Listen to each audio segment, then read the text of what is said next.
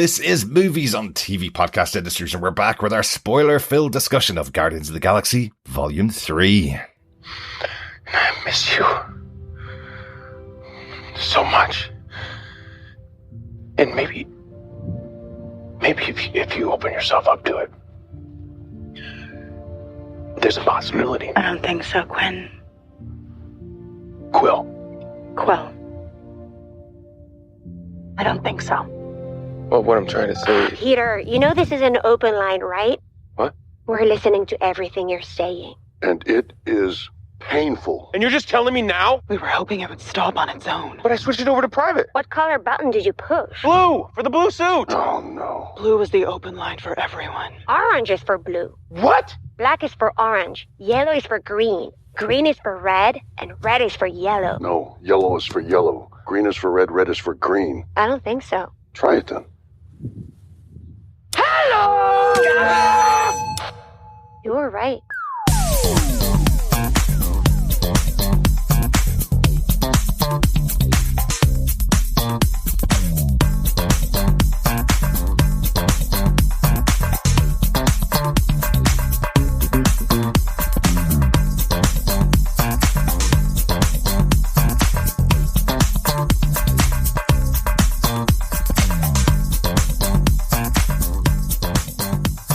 Welcome back, fellow defenders, and Jubs, I guess. Or Jibs. Jibs, maybe Jibs. But it sounded a little Ewok-y to me. It did. We're back on TV Podcast Industries with our movies podcast back in the MCU, in the cinema once again, talking about the 33rd movie in the MCU. Wow. James Gunn's final Guardians movie, Guardians of the Galaxy Volume 3. I'm one of your hosts, Derek. Hello there, fellow defenders. I'm one of your other hosts, John. We've been on a bit of a break, as you probably are aware. We've been away on holidays, myself and John. We have returned to the cinema as our first podcast after being away for 2.5 weeks. And of course, unfortunately, that means we've chosen a date that Chris can't join us for our podcast. So we don't have all three of us here for this one. It's Chris's anniversary today. So very happy anniversary to Chris. Absolutely. Yeah. Happy anniversary, Chris. But we are going to work around him. Myself and John are going to record our thoughts on the podcast. And we're going to introduce a little Chris's Corner where he'll give us his thoughts on Guardians of the Galaxy Volume 3 as well. Excellent stuff. Yeah, so we'll pause for that later on in our podcast. But it's just me and John back from our holidays, all sunned and tanned and relaxed to discuss the brand new movie from Marvel.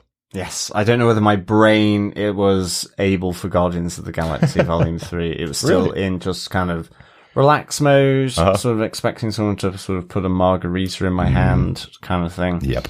That was a really good benefit of being. But it was a great movie. I loved it. Excellent. To be honest. So, excellent. Good stuff. Spoiler. Preview of your thoughts. But of course, as John mentioned there, this is our spoiler-filled discussion. So if you haven't seen the movie, go out and see it, watch it, and you can hear our thoughts after you finish watching it. If you haven't subscribed to the podcast as well, you can subscribe to that by going to our brand new website, tvpodcastindustries.com. Pop on there, and we have subscription options for all of our shows, including our movies-only podcast and our main podcast, TV Podcast Industries, where you'll get access to everything that we're covering. But it's been a little while since we've been in the MCU.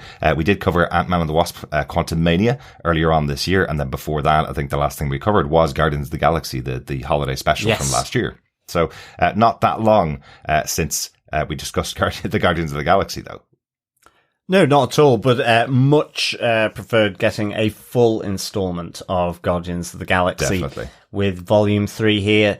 Rather than as such the holiday special, which I guess served to introduce a Swole Groot that becomes even swoller by the end. Yeah. And I think he's being called King Groot at the version that we see at the end of the movie. Maybe, or Monster Groot or Hulk-like Groot, for sure. But yeah, that as well as ultimately just the fact that Knowhere is their base of operations. Yeah, it's the new home. Yes. Yeah, that was the first introduced in the holiday special. And interestingly, James Gunn said he was in talks for the first Guardians of the Galaxy 10 years ago last week. Wow. Isn't it amazing to think how long it's been that this series of Guardians of the Galaxy has been since its first inception to the end of this trilogy? It's 10 years on from that first discussion that James Gunn had. Loads of things have happened at the time. And an interesting entry for Guardians of the Galaxy. It's the longest time from one episode to the next episode. It's been 6 years.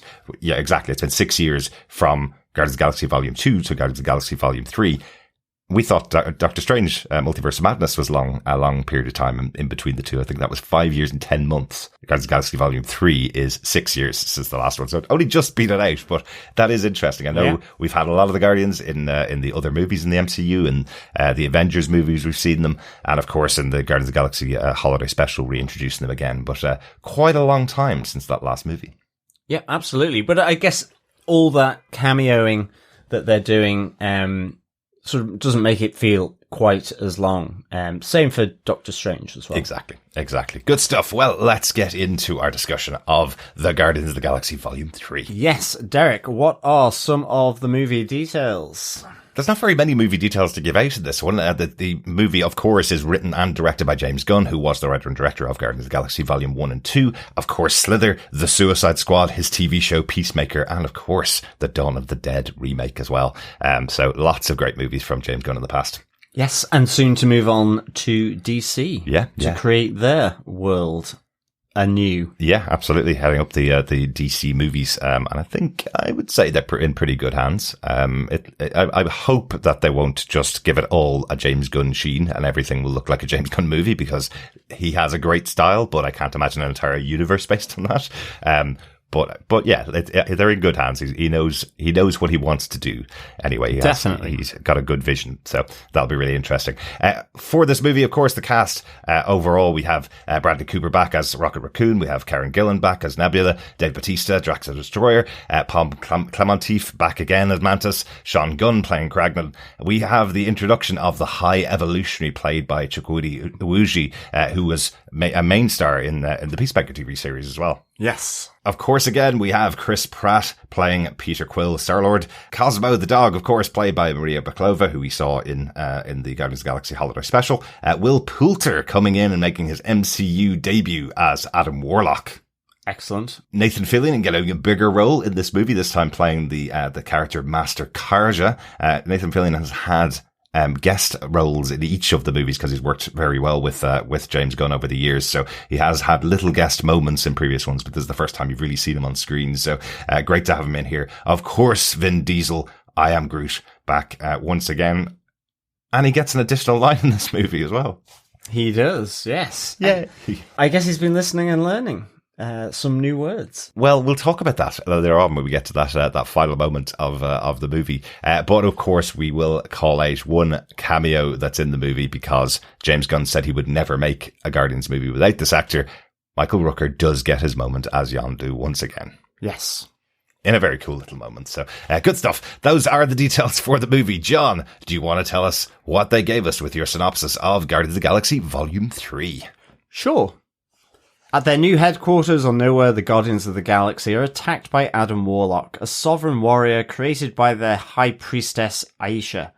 After Adam overpowers them and seriously wounds Rocket, he is stabbed by Nebula and forced to flee. The Guardians are unable to tend to Rocket's wounds due to a kill switch made by the company Orgocorp, embedded within him.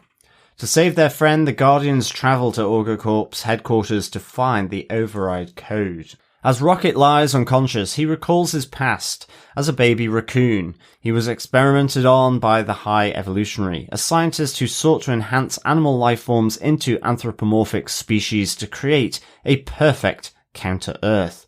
Rocket befriends the other test subjects, an otter called Lila, the walrus Teefs, and the rabbit named Floor. Of all these test subjects, the High Evolutionary was most impressed by Rocket's intelligence, but furious when it exceeded his own. Perfecting the anthropomorphization process, with Rocket's advice, he orders Rocket's brain to be extracted and his friends incinerated. Rocket, realizing he and his friends were not part of the High Evolutionary's perfect world, frees himself and his friends. But Lila, Teefs, and Floor are killed in the escape by the High Evolutionary. Rocket, enraged, mauls the High Evolutionary and shoots his guards as he makes his solitary escape in a spaceship. Back in the present, the alternate version of Gamora, who has joined the Ravagers, helps the Guardians infiltrate Orgocorp, which is owned by the High Evolutionary. They retrieve Rocket's file, but discover that the code has been removed. The group speculates that Thiel, one of the High Evolutionary's recorders, has it, so they depart for Counter-Earth. They are followed by Ayesha and Adam Warlock, who are ordered by their creator to retrieve Rocket for his brain. Upon arriving on Counter-Earth, the team is helped by the residents in tracing Thiel to the High Evolutionary's ship. Drax and Mantis remain with Gamora and Rocket as Peter, Quill, Groot and Nebula travel to the ship. Nebula is forced to wait outside by guards as Quill and Groot board. Drax and Mantis chase after Quill's group. The High Evolutionary initiates the destruction and planned recreation of Counter-Earth after being disappointed with his latest version of perfection, and kills all life on the planet, including the Sovereign's High Priestess Ayesha. As his ship enters orbit, Quill and Groot leap off with Thiel, retrieving the code from him. Gamora arrives with their ship to rescue them, while Nebula, Mantis and Drax have boarded the ship to rescue the now absent Quill and Groot. As Quill's group attempts to access the code, Rocket flatlines and has a near-death experience, where he sees Lila, Teefs and Floor. Lila tells him that his time has not yet come, as Quill uses the code to disable the kill switch and save Rocket's life. Back on the ship, Nebula, Mantis and Drax come across hundreds of imprisoned humanoid children who are there captured to become part of the High Evolutionary's new perfected Counter-Earth. Meanwhile, Quill's group sets out to rescue the three, who are placed in a chamber with monstrous obelisks. Mantis befriends the obelisks, allowing the group to escape and reunite with Quill's group, together overpowering the High Evolutionary's army. Kraglin and Cosmo arrive on Knowhere, and Cosmo creates a telekinetic tunnel connecting Knowhere to the High Evolutionary's ship to free the captured children. Rocket discovers imprisoned animals on the ship as well, before being attacked by the High Evolutionary. The rest of the Guardians help subdue him, leaving him to perish on his ship. The Guardians rescue the animals and lead them aboard Knowhere. Quill nearly dies trying to cross over, but is saved by Adam Warlock, who has become an ally after being saved by Groot. In the aftermath, Quill leaves the Guardians, bestowing the captaincy to Rocket before leaving for Earth to reunite with his grandfather, Jason. Mantis embarks on a new journey of self-discovery with the Obelisks. Gamora reunites with the Ravagers, and Nebula and Drax remain on Knowhere to raise the rescued children. In a mid-credit scene, the new Guardians, consisting of Rocket, a fully grown Groot, Cosmo, Kraglin, Adam, Phyla-Vell, one of the rescued children, and Adam's pet Blurp take on a new mission. In a post-credit scene, Quill eats breakfast with his grandfather Jason. The legendary Star-Lord will return. Eating cereal. Yes. Exactly. And mowing other people's lawns. Yes. We will, again, talk about all of these as we go through our spoiler-filled discussion. Great synopsis there, John. Why, thank you. Although I wish the bad guy of this piece wasn't called the High Evolutionary. Yeah, it'd be nice if his name was Fred or something, so you could just say that. Or High Ev. Eve. Just call it Eve. Yeah, exactly. Good stuff. Let's get into our top 5 points of discussion. What we normally do is pick out some major points, major moments from the movie and discuss them and our thoughts on them. Yeah? I think we're going to start on Knowhere, where the movie begins, and the attack of Adam Warlock. But the opening of the movie, really a somber kind of opening for the movie, given that we had 2 movies in a row that started off with big action sequences and lots of fun, excitement from the Guardians. Here we have Radiohead. Exactly. Exactly. Radiohead. Who I love, but yeah. certainly, yes, it was fairly downbeat. None of the rip-roaring tunes like you would associate with Guardians of the Galaxy, although we do get to see that we're moving into the era of sort of late 90s, 2000s. Yeah. In terms of music as well. Yes, that's because they've moved from Peter Quill's mom's tapes from the 70s and moved on to a zune that Kraglin found from in volume 2. So a zune filled with music all the way up to the 2000s. So a little bit more contemporary, but still 25 years old. Well, that's true. But I like the choice here again of Creep, the acoustic version of it, which I think was a B-side to Fight Plastic Trees back in the mid-90s, if I remember my Radiohead correctly. So it has been around for a very long time. It is still a 90s tune, but interestingly, they didn't even choose the big electronic version of Creep, which is a big, powerful tune. They chose Tom York's acoustic version. So a very somber start to this movie, all about Rocket and why absolutely. he is the person he is. And it is Rocket who is listening to it. I love the fact that he's singing along to it as well, that there's that aspect. And of course here we see Peter Quill drunk, really non-compos mentis, really. Yeah. So yeah, fairly somber. Yeah. Except Peter Quill, who certainly wasn't sober. No, he wasn't. But then we have this flash of an attack as Adam Warlock comes steaming in, going straight for Rocket. Yeah. So yeah, interesting. Yeah, and fighting his way through the rest of the Guardians on his way to Rocket as well. He had a great moment versus Drax. He has a great moment versus Gamora. I love how Gamora sort of reconfigures herself after being sort of beaten out of shape by Adam Warlock. Really, love that visual. Absolutely, yeah, really, really cool how that's seen on screen. But here's our introduction to Will Poulter. This character's been talked about for a very long time. This was in the post-credit scene from Guardians Volume 2, the introduction of Adam Warlock and Will Poulter, an actor that we both really like. Yeah.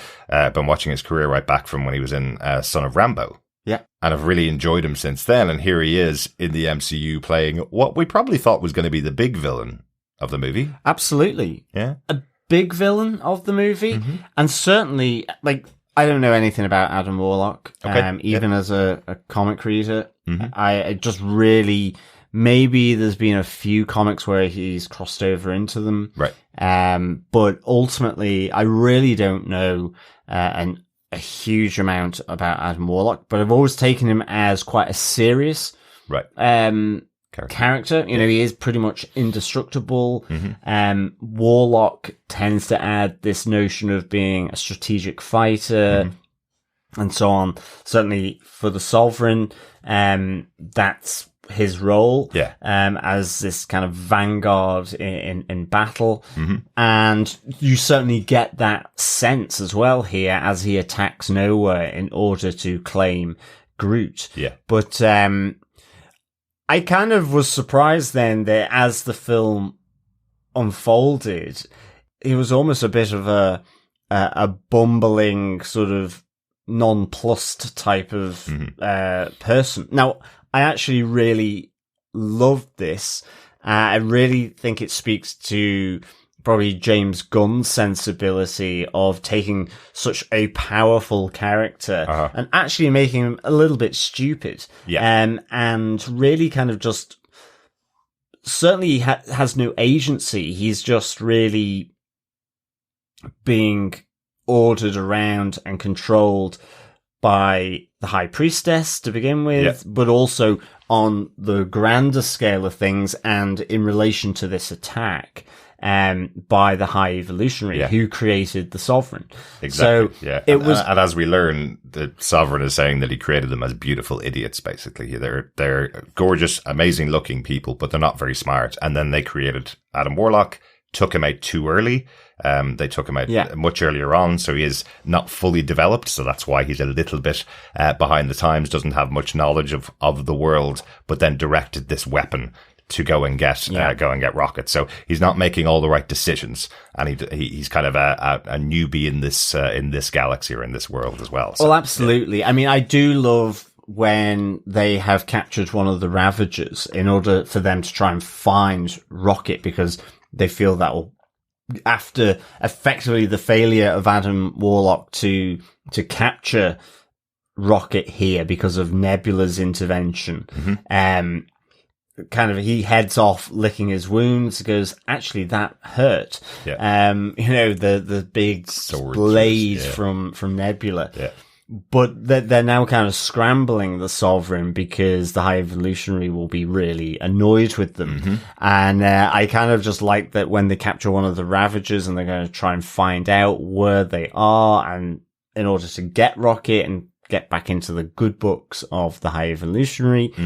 I just love the fact that it says, make him talk, and he just incinerates the Ravager, and only for the grace of God or the High Evolutionary, there is the comms unit that they know, they hear the Gamora trying to get rescued off the Guardian ship. But I just love the fact that he's so powerful. Maybe he doesn't have full control of it, but he just, on the order of to try and sort of loosen him up to show make him show talk. them we mean business. He effectively just incinerates this Ravager, who is, a hilarious pile of bones, with charred clothes still on. So absolutely, I actually really, just coming back to Adam Warlock, I loved how this played out with Adam Warlock. I mean,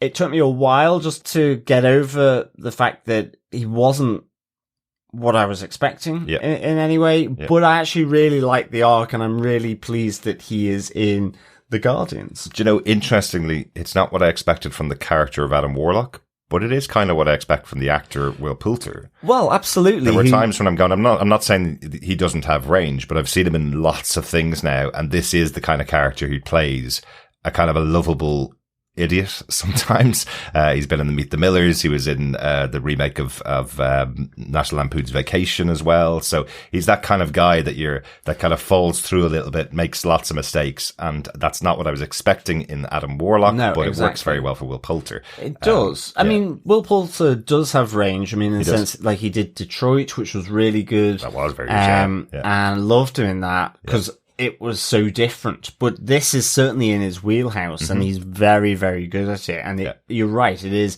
that lovable character that you might not actually love too much, but in the end kind of, gets you back on side. And I think that's ultimately what happened here to the arc of this character. Certainly with Groot saving him, which I thought was a really, really good touch. It was. Everybody deserves a second chance. Exactly. I really enjoyed.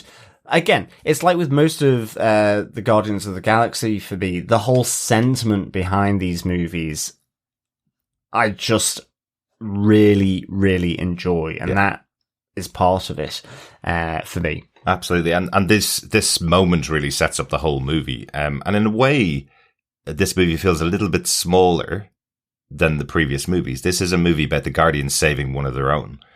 Rocket is on his back here. He's about to die because there's a kill switch inside him, which means they can't help him. They can't cure him and fix the damage that's been done by Adam Warlock. So they're now on a mission to save him, rather than it being a mission of saving the galaxy. It's a mission of saving themselves. But inadvertently, they also saved the galaxy from a pretty horrendous antagonist here in the High Evolutionary. But I think, to your point, we should go on to our point number 2, which is Rocket and Friends here. And I guess the memories that are flooding back to Rocket as he lies in this catch-22 position of dying from the wound that Adam Warlock has given him, but also there being no way of treating it or helping him recover, because there is this proprietary kill switch in order to kill Rocket if he's tampered with, because ultimately he is the High Evolutionary's intellectual property. And so this sequence of going back in time to how Rocket came to be was, I think, it was really good for the character. Also hugely, it's like the island of Dr. Moreau. Fairly creepy, almost felt Toy Story-like. I was thinking, as well. Sid's house in Toy Story, where they put all the different elements of toys together. Because that's what James Gunn is doing really well in this movie, is taking things, turning them grotesque and still making you care about them. It's something that he does quite well in a lot of his movies. That's kind of his sensibility. He comes from a horror background. He loves that type of thing. So he's incorporated it really well into this movie. Right back from the first Guardians of the Galaxy Volume 1, the story of Rocket has always been there in the background. It always felt like we need to know that story. We need to know how Rocket became the person he is, why he hates other people, why he has such a reaction to people calling him a raccoon, not a trash panda, a raccoon, right the way back from the first one, why he steals people's arms and limbs. Some of this is played out quite well in this backstory we get, but it goes back to the cutest moment. It goes back to him as a baby raccoon in a whole cage full of other raccoons picked out by the High Evolutionary to do his experiments on him. And the big problem for the High Evolutionary here is that he does his work on him, he experiments on him, and he's created a being even more intelligent than him. This being that learns quicker than the High Evolutionary can and can solve problems quicker than the High Evolutionary can. But during the story, we get to meet the other characters around him, his first family, let's say, with the other creatures that are experimented on. And it's a lovely moment, but I think knowing where Rocket is and that he is a loner and that he's on his own, I think the first moment I saw these really cute creatures, I was going, uh-oh, poor kids in the audience here. They're going to learn some lessons about death by the end of this movie. Well, absolutely. And, well, death, disfigurement, and all of that. But, to your point, it's absolutely the imperfect here in Rocket, in Lila, Teeth, and Floor, are much more human or much more relatable. You care for them. I mean, it's hugely emotional, all of this. Yep. But there's this overriding element of the grotesque about it because of the mechanical arms or the walrus on wheels or the rabbit effectively on spider mechanical legs. It's taken the cuteness, distorted it, but actually there's a level of empathy because of the struggle and the horror that they're having to go through and how they, like, in particular Lila, but also Teeth and Floor, how they kind of maintain their integrity around the horrors that are happening and are being done to them by the High Evolutionary. And so, ironically, the most humanoid person, the least grotesque, is internally the most grotesque. It's just barbaric, is just playing with aesthetics ultimately. As much as him being sort of drawn to the intelligence of Rocket, it's like they don't look right or they can't do these functions, but these functions are kind of basic functions that they do. And but he's working with them to create the stepping stones to a perfect experimentation. But he's trying to create this perfect world. It's animal testing. And the point is, even though they believe they could be going to their version of Valhalla, this counter Earth that he's creating, he was never intending to do that. These were just stepping stones to develop what he wanted to put on counter Earth. It's an incredibly brutal moment when Rocket escapes after using his knowledge to create the key card to get them out of the cage. With all the pieces that he's been gathering. I really like that we have a very Rocket moment when he puts together all of the pieces to create the key card to get them out of the cage. That feels like the kind of stuff that he's made over the years in the previous movies, all the great weapons that he's created, all the great plans that he's created. It really it calls back to all of those. And we see really cool moment. And we see Nebula's new arm as well, which is a Rocket invention. Do you think he made that out of the Winter Soldier's arm that she stole from him and gave to him as a Christmas present? Maybe. maybe. But it turns into an incredibly brutal moment when he releases Lila and Teefs from the other cell, and Lila is killed by the High Evolutionary. She's murdered right in front of him. And then his guards come in and kill the other two, kill Teefs and Floor as well. So it's a really horrible moment when you think he's using all of his abilities to get them to escape. He's done this countless times with the rest of the Guardians. Here he has his own troop, his own little family, and they're all killed in front of him. And that brutality begets more brutality as he rips off the face of the High Evolutionary, the person that's trying to attain pure perfection here. We find out at the end of the movie that his own face has been ripped off, effectively. Another pretty gruesome looking scene. I know this is a PG-13 movie. There are points where it does, I think, stray into the, oh no, I've brought my kids along to this. I probably should have been a bit more prepared.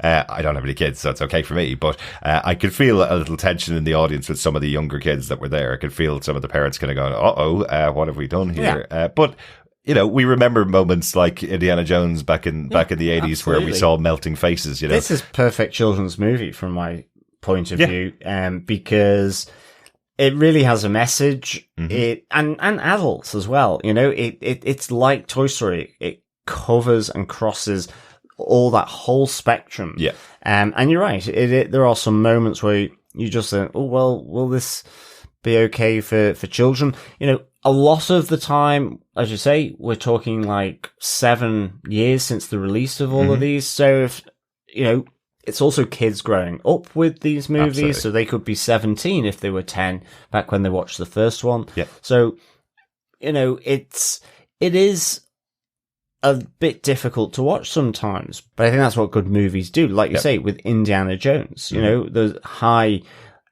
even Goonies, you know, a high element of gore around them. Can be. Absolutely. Absolutely. And they shouldn't avoid that. No. But I also don't think it's solely a children's movie. Exactly. Yeah. And never really has been, I think. Yeah. It's mainly because we're seeing cute animals that are disfigured. Yeah. But we've only seen them disfigured. You know, it was only Rocket. Yeah. Initially being picked out as a very young raccoon. And I have to say, the animation of these animals or the CGI is really, really good. Same with Cosmo. Yeah. And they are absolutely spot on as far as I can tell. Yeah. And Cosmo is a very good boy. Yes, she is. Yes, she is. Yes. I think that's enough on Rocket and Friends. Anything else you want to add to that as a point? Well, just the scene where Rocket is dying, and is beginning to sort of weaken and, you know, go into flatline, and you have, you know, the moment of the white other world, and I'm really glad that you see Lila, Teefs, and Floor coming back here. Yeah, that moment, as Rocket is fading. And I just, again, it's just a nice sentiment. You know, it's not your time, as then the code to disable the kill switch is finally getting processed in order for them to be able to use the med packs to save him. Yeah. So absolutely. That was a really nice moment, you know? Yeah. And even Lila's sentiment of, well, we are in our perfect world. We're in our world with blue sky, and it's always blue, and we'll wait for you. So I kind of really like that. Lovely moment. Yeah, absolutely. There is a version of heaven, I guess, that's appearing in the MCU there. I guess so. Yeah. Well, it felt very much a bit like with... if you say Harry Potter, that's exactly what's on my mind. Well, that's what I was going to say. Harry Potter meeting Dumbledore, yeah. Excellent. So, really, you know, again... really good backstory. You know, you can see the essence of Rocket there, but also the brutality as to why he hasn't spoken about it. Yeah. You know, because of the loss, the experimentation, and the brutality of the High Evolutionary. Yeah, absolutely. I also just do want to call out, I do love how they all get their names. I think that's really good. Like Lila chooses her name because she likes the name. Teefs says, well, my teeth are very big, so that's my most prominent feature. Floor takes her name because she's sitting on the floor. Yeah. And Rocket takes his name because he wants to explore the galaxy with his friends and sees a rocket go by. So we do get a little moment of acknowledgement that he takes his name from that. And as we see later on in the movie, for this entire time that we've spent with Rocket Raccoon, when people call him a raccoon, he gets really angry at it. But when he finds out that is actually the species that he was taken from when he sees that cage and sees the origin as Earth and Raccoon written on it. He takes on his full title finally as Rocket Raccoon in this movie. So that was really nice to have that kind of close out as we get to the end of as we get to the end of the story for Rocket. Great stuff. Let's move on to our third point, which is the Guardians teaming up with the Ravagers, but more importantly here, Gamora and Peter meeting back up again. Yes. Yeah. Awkward. Just a bit. Yeah. This is a different Gamora. If I like the kind of line that we have from her where she says, you know, I had only just left Thanos. So this is the Gamora that had literally turned on Thanos and then walked away into the galaxy at the end of Avengers Endgame. So, no real connection with anybody in this group here other than her sister. And again, would have known a very different version of Nebula. So doesn't know anything about the Guardians, doesn't really understand why she would have fallen for somebody like Peter at all. And the more he tries to impress her, the less she wants anything to do with him. He's trying to get her back, but it's not really her. I kind of like how this story plays out throughout the movie itself as well, because we have her being so reluctant to try and become anything like the Gamora that everybody knows within the Guardians. Gamora being one of the leaders of the Guardians, really back from the first movie. So, someone that they all loved and someone that they all respected around, and she's fighting back against that perception of her because that's not her. She never had that time to grow from when she left Thanos and moved into where she is now. So it's a really interesting story to explore, and a really great dynamic between the two of them as main characters in this movie. Yeah, it was actually, and I thought it was dealt with really well, because I was thinking, oh, they're going to somehow get back together, but I like how it ultimately becomes about a mutual respect and appreciation of one another. Yeah. As Gamora is effectively forced against her will to go on this journey to save Rocket. Yeah. But she, you know, as she's there, she sees why they're doing it and begins to understand why they're doing it, and ultimately helps them in the final big battle. But nonetheless, it ends off with her going back to her group, which is the Ravagers. Yeah. And effectively saying, you know, Peter, I understand you now. Yeah. We're never going to be kind of what you thought we were going to be in terms of lovers, but, you know, I get you, kind of thing. Yeah, I bet we were fun. And I love that line. It's a really good emotional beat to leave that story on. I don't imagine that we're going to have Gamora back in a future Guardians movie. I can't imagine that we're going to see this group of Guardians back at all in the future. So if we're going to cap off the Peter Quill and Gamora story, I think that was a great way to leave it, where she does understand the group and does understand Groot by the end of the movie. Yeah, I really like that gag through here, for sure. Stop telling me your name. Yeah, exactly. You know, interesting, James Gunn has said that the scripts that he produces, he will have the lines that Groot says in I Am Groot for people who don't understand Groot, and we'll have the real lines in the script for the people that do understand Groot. I think that's really interesting. So Zoe Saldana will have received scripts that will only have I Am Groot written in there for her scenes with him, which I just think is a really interesting touch to do it that way, so they can all play it that they don't understand him or do understand him. So, yeah. No, I mean, it was really, I really like that gag. Yeah. I must say, I loved Drax and Mantis together. I loved their interplay, and I loved as well with Nebula. I mean, there was a really nice sense with these three, because in a sense, certainly with Mantis, Nebula has always felt like an outsider, whilst Mantis is Peter Quill's sister. Yeah. It's through a very, you know, convoluted way. It's almost like a stepsister, I would say. Half-sister. Or half-sister. Yeah. And, you know, came in volume 2. So it's not that they've outsiders, Nebula more, but just kind of, they're apart from the others, because Drax is so quirky in terms of, and has no social skills, so he is, in a sense, an outsider of that group, even though he's integral to the group.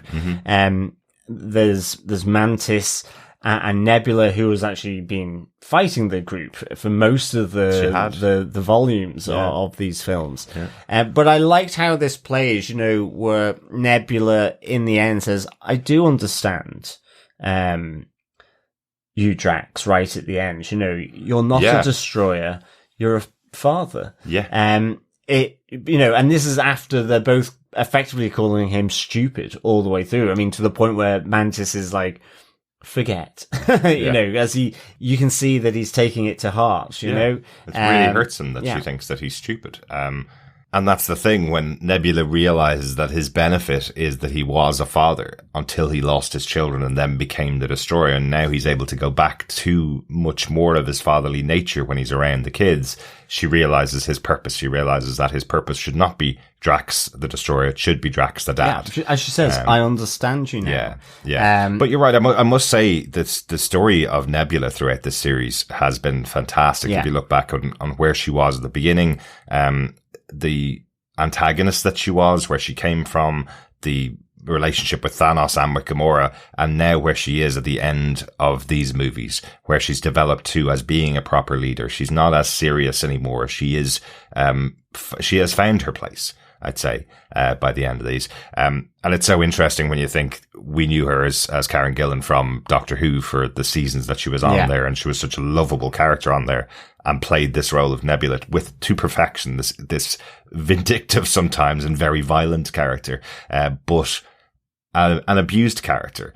There's a great moment when we see the treatment of Rocket and how he came to creation, and you see the reaction from Nebula where she realizes how closely their lives have Absolutely. mirrored. And that's why actually Nebula and Rocket have that closer relationship with, that initial attack by Adam Warlock. It's Nebula who is racing to protect him, is the first one to go after him. Yeah. Adam Warlock. And yet there is that commonality of having been abused and experimented on and tested on. So it was really, really good. And I think as well, it's,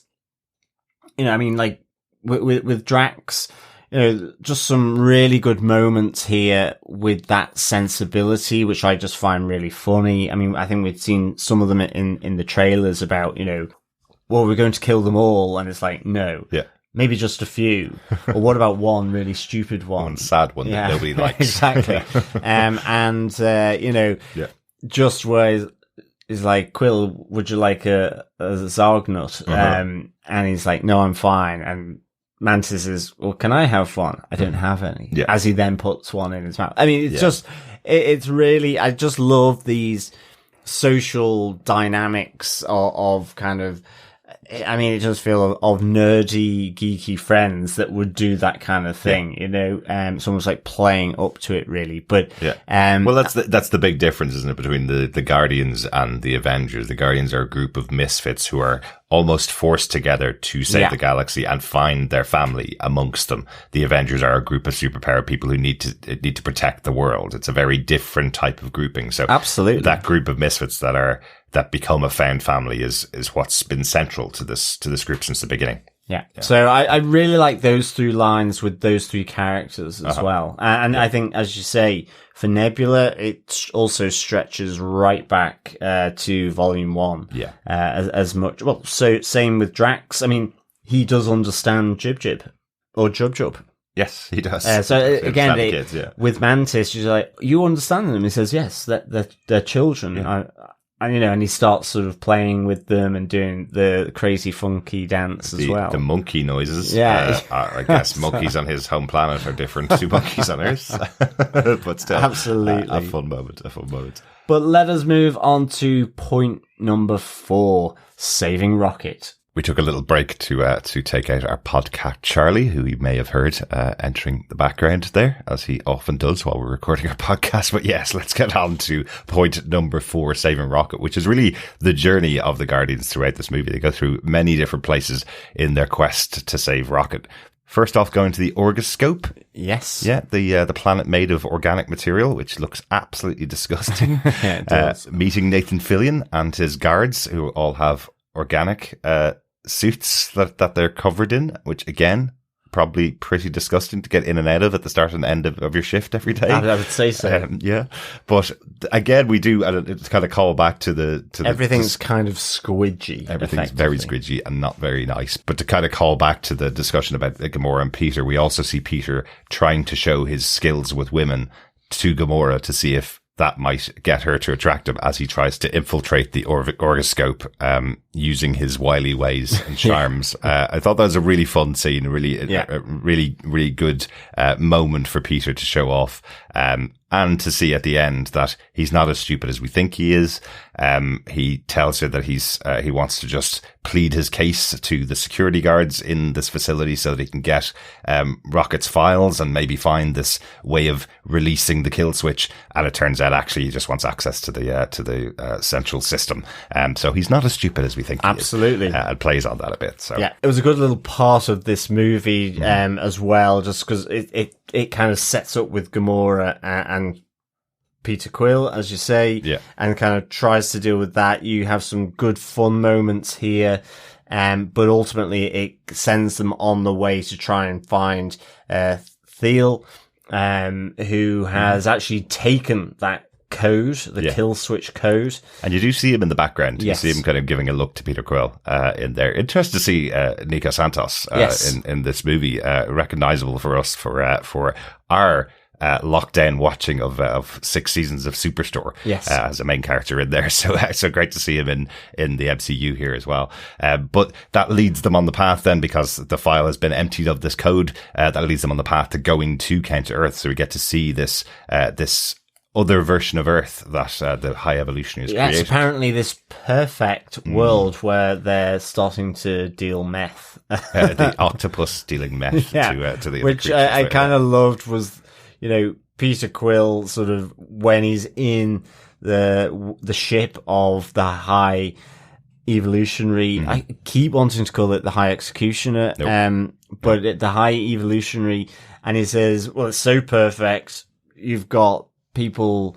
Your perfect people are dealing meth on the streets, of which is like, right, moving on. It's like kill switch for the planet. Yeah. And he's got his backup already. There was an intention to do this, but the fact that it's been noticed by an outsider, means it just hastens this kill switch of Counter Earth. But they do manage to escape from this as it is blasting off from Counter Earth. Yeah. But I love the fact that Nebula, Drax, and Mantis have gotten on to try and save them as they jump off. That was good. Yep. I liked how, and then they have to go after the ship in order to save Nebula, Drax, and Mantis. Yeah. You don't you even see them falling out of or jumping out of the ship past them. Yeah, exactly. I thought that was really good. One thing about Counter Earth that I thought was a bit weird is this is where they've chosen to put the first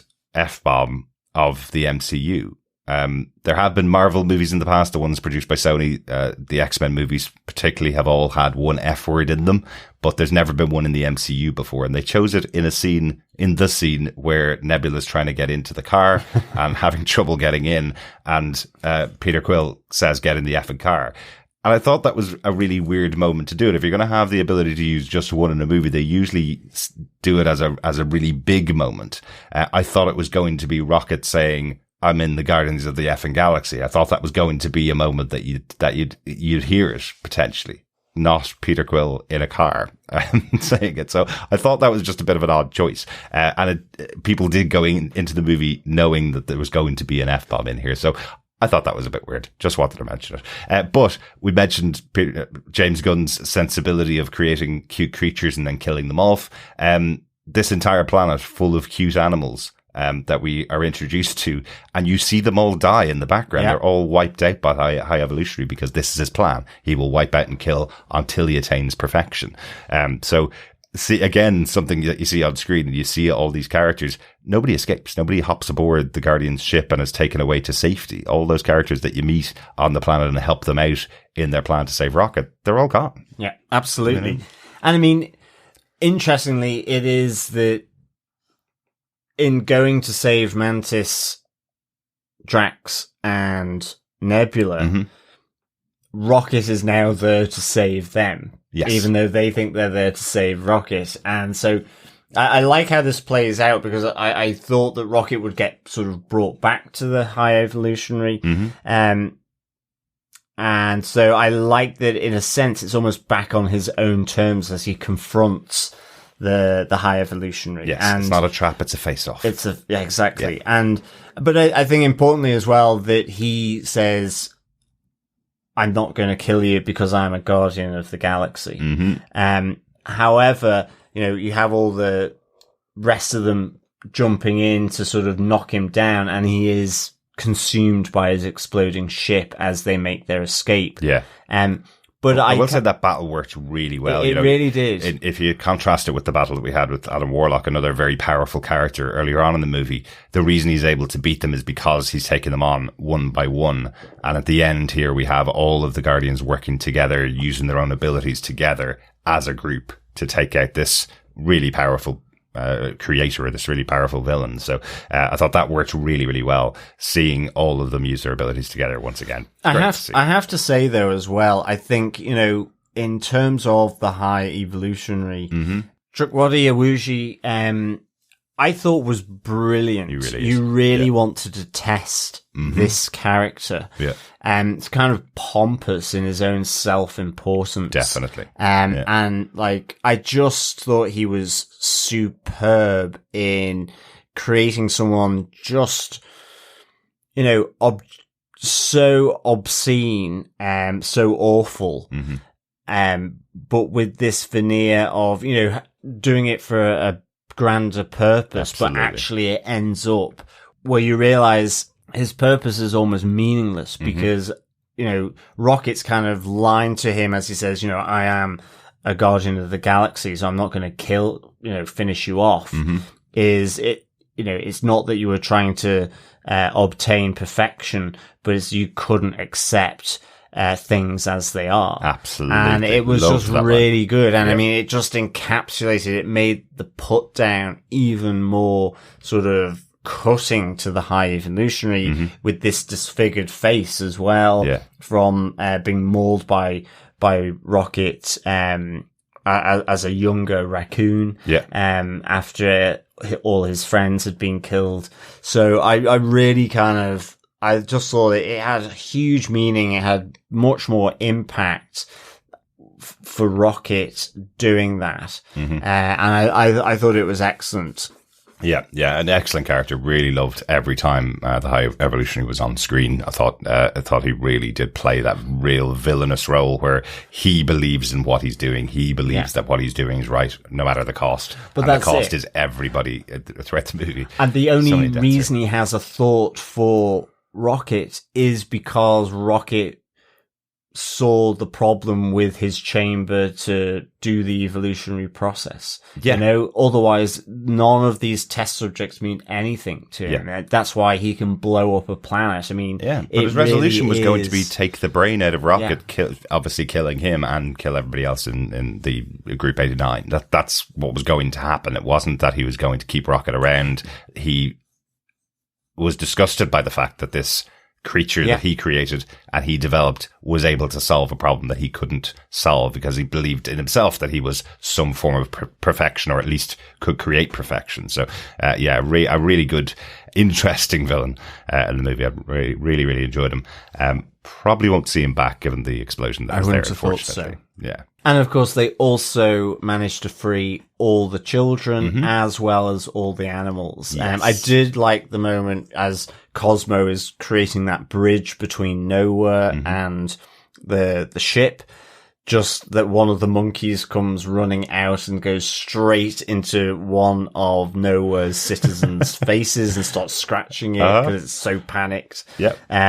Just those little touches I thought were really good. Absolutely. And again, another power of a Guardian helping to save them, with Cosmo being able to create this bridge between the two ships. I thought that was really interesting, having Knowhere come down and having that being used as a ship. It's an entire planet, the former head of a Celestial, being used as this kind of transport ship. I thought that was quite cool. And we have the redemption of Adam Warlock. We mentioned it earlier on, but him being saved by Groot, in turn has him saving Peter Quill, who absolutely should have died in space. Absolutely. Yeah. It does echo something from, I think, the first movie when Gamora saved Peter Quill when he went out into space and started to freeze and she saved him. I remember at the time watching that scene and going, he's in space quite a long time here. Why isn't he dead? Yeah. This time it seemed like he was in space for another 3 or 4 minutes longer. You than have that. it in Volume 2 as well with Yondu as well. Yeah. Maybe that's what I'm thinking of. But anyway, yes. But you know, you have this scene.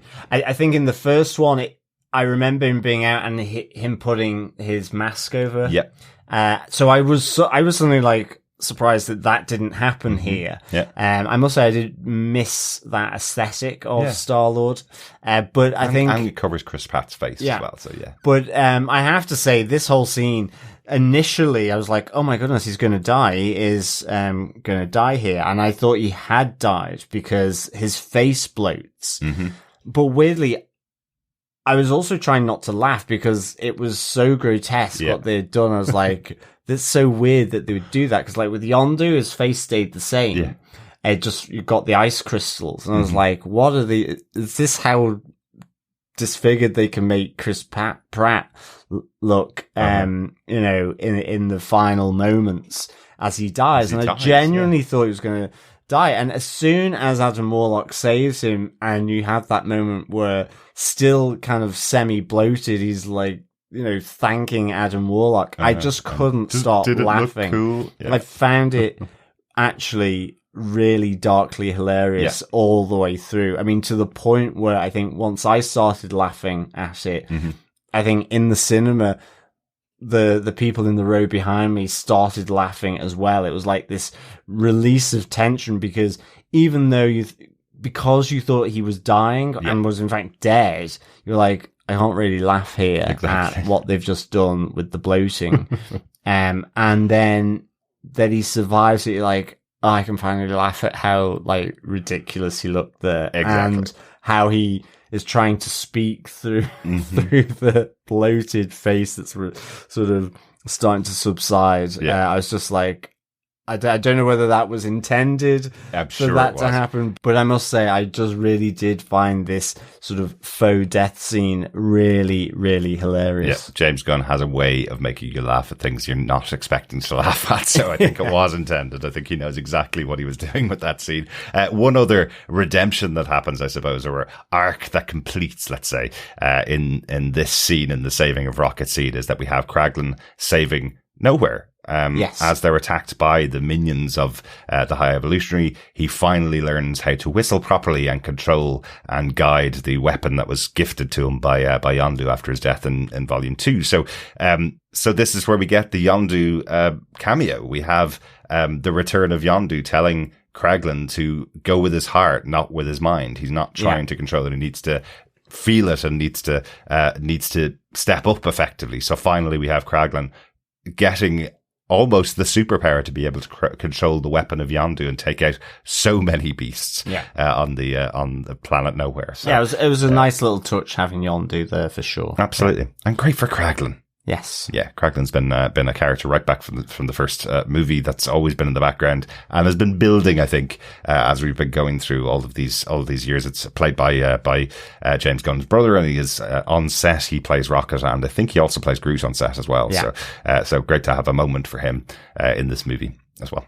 Excellent stuff. Yeah. Let us go on to our fifth and final point. Yes. Dog days are over. I think we have to name it after the song because the song is so important and the music is so important to the movie. We said about that opening scene with Creep. There's some great other musical moments, as there always are in James Gunn movies, but here we have the group split.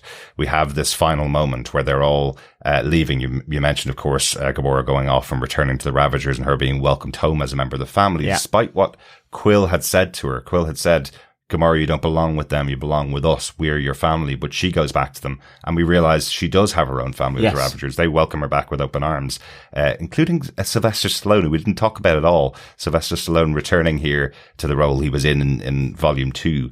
He's now the leader of the Ravagers, but has his moment in this movie here as well. I did feel, though, he was being given a lot of lines that Sylvester Stallone wouldn't traditionally be given. He was given a lot of scientific exposition. Yeah. And I felt there may have been a lot of work done in post-production? In post-production for him to re-record the lines, because I felt it wasn't matching what he was saying exactly.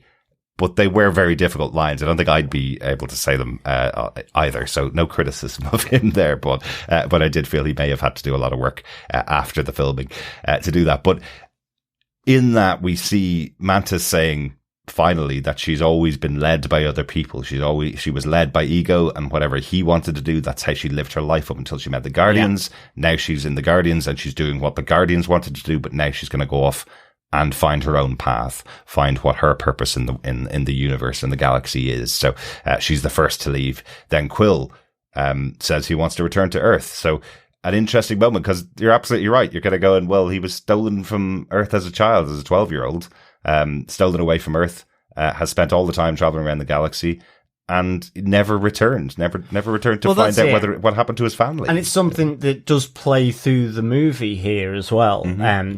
That notion of, well, do you not want to find out, what's happened to the people that you've left behind? Mm-hmm. It's slightly mirroring what happens with Rocket in terms of, his past and so on. Yeah. And this kind of is being brought up, do you not want to also know how what you left behind in the past and how they have changed. Yeah. So, yeah. We also, as I say, my favorite was Drax becoming a dad to all the rescued children, the Jib-Jibs or the Jub-Jubs. Yeah. I really thought we need to watch the movie again and definitely find out whether it's Jib-Jibs, I'm sure. Or Jub-Jub. Or Jub-Jub. I think it may have been Jub-Jub. Okay. But yeah. Fellow Defenders, we watched it once last night, late. So yes, not everything is fully clear, I guess. But also as well, I like the fact that Nebula is there to, rebuild, repair Knowhere, as the home for the refugees, from the high evolutionary ship. Absolutely. And it does feel like she's stepping up into that leadership role now, right? Because you're almost looking at her going, she's had those moments where she's been guiding the rest of the Guardians to form their group and, telling Peter off when he's doing the wrong thing and telling other people off. And you feel like she could have also stepped up to become the new captain of the Guardians of the Galaxy, but she is taking this leadership role to set up Knowhere, and the captaincy, of course, passes to Rocket because that's where he belongs. He is the new leader of the Guardians of the Galaxy, with, of course, Groot forever at his side. So that is where we leave them. The group that we've been following in the Guardians has now split, but we do have two major members left, of course, with Groot and Rocket. Yes, there. Luckily, voice actors only need to be involved here. Well, yes, potentially. Yeah, we also have Kraglin there, as well. Phyla-Vell, which is one of the rescued children, as well as Cosmo, being in the New Guardians, and of course, Adam Warlock and his pet as well. Yes. Blurp. I do like so, I really like seeing them sort of waiting to save a group of a population, a village from a horde of, I guess, pretty nasty creatures that were charging their way. Yeah, absolutely. An interesting one is Phyla-Vell, the child, who was one of the rescued children. There's a connection there with Captain Marvel. The comic book Captain Marvel, she is the daughter of the original Captain Marvel, not Carol Danvers. That was her father, was the original Captain Marvel. She eventually does become Captain Marvel as well, or a Captain Marvel in the comics. And if you saw her powers, she has got light powers coming out of her hands, similar to Carol Danvers. So interesting to see her in there. Obviously a much younger character there, so I don't think she'll be taken over from Carol Danvers anytime soon, but interesting to see her as a member of the Guardians of the Galaxy. Yeah. She has been a member of the Guardians of the Galaxy in the comic books as well. So absolutely. So another formation of the group in here. And of course, as we said, we, in the final post-credit scene, we do see Quill back on Earth, at his grandfather's. Do you know, I will say, and I've probably said it on the podcast for those of you who've listened to us over the last 9 years, I've probably said it a couple of times before, reunions of family members always get me. I thought going into this movie, we were going to lose members of the Guardians of the Galaxy, that people of the major characters were going to die, ones that we spent years with. So I was kind of preparing myself for a moment of emotion at the loss of someone, particularly someone like Rocket, who I love as a character. But it was the moment that Peter Quill reunited with his grandfather that actually was the one that I had a bit of tears in my eyes. I thought it was a beautifully put together scene where you realize that his grandfather never knew what happened to Peter after that night. You know, he may have just thought he ran away and disappeared. You know, he never knew what happened to him. So, really liked that. But that post-credit scene, where we have him eating cereal for breakfast, moaning about having to mow the neighbor's lawn when there's a perfectly good 40-year-old son that could get off and come out and mow the lawn. It's a good joke. I think personally, and it's an opinion. Let's see what John thinks. But I think that closing sting of the legendary Star-Lord will return is absolutely a joke, because this is now Peter's life. Peter's life is moaning about mowing lawns, eating cereal with his granddad, who's reading the paper in the morning. That's not the legendary Star-Lord going off on a new adventure. I think it's James Gunn joke. James Gunn, of course, leaving Marvel. He will not be doing Guardians of the Galaxy 4 if there ever is one. So the joke is, this is who you could be following in the future, is Star-Lord sitting at home and occasionally doing chores for the neighbours. I think his adventures have ended. But of course it's open. Yeah, I agree. I think there's definitely a good amount of humour behind that. But also the smart thing about it is that it does actually leave it open. Yeah. You know? Yeah. Why not? Yeah. Of all the characters, probably Peter Quill is the one I didn't want to get a spin-off movie. There's so many great characters in the Guardians. I'm not too excited about seeing Chris Pratt in another Marvel movie. He's had a lot of success and had a lot of other movies to follow up. So I'd love to see more Nebula. I'd love to see more Drax. I'd love to see what Mantis is doing on her journey of self-discovery. That'd be cool. And of course, the Guardians themselves, this brand new group of Guardians. Of course, I'd love to follow what happens with them in the future. But that's it. I think that's everything that we have in our main points for the episode. One note that I had, just to mention it, I thought was really interesting. That final scene with Peter's grandfather reading the newspaper did have a headline that said, "Alien abduction, Kevin Bacon tells all," which is a reference to the Guardians of the Galaxy holiday special from last year. So I thought that was a bit of fun that they tied that in there. As far as I remember, the way the production worked was this whole movie was finished and then they filmed, edited and put out the Guardians of the Galaxy holiday special. So it's just a little nod to what happened in there, but it did film after the Guardians of the Galaxy Volume 3 finished. Yeah. Even though it took place beforehand. That's how filming works, I guess. Excellent stuff. Well, no notes from myself. Grand. Okay. We're going to take a little other break. At least myself and John are going to take another break. We're going to send it over to hopefully, Chris in Chris's Corner to find out what Chris thought of Guardians of the Galaxy Volume 3. I think this has worked. Derek back again with you, and we are jumping over to Chris's Corner. Chris, welcome back. Thank you. And it's not Chris, it is Floor 2.0. Nice. I am Floor. We're really sorry for arranging our recording for Guardians of the Galaxy Volume 3 on your anniversary, but happy anniversary, Chris. Thank you. Somehow I did not or could not convince my wife that recording a podcast about Guardians of the Galaxy Volume 3, which we both really enjoyed, spoilers, on our anniversary was a good use of my time. So well, you did convince her to go to the cinema the week of your anniversary, so that was pretty good. That's true. I did get it. Exactly.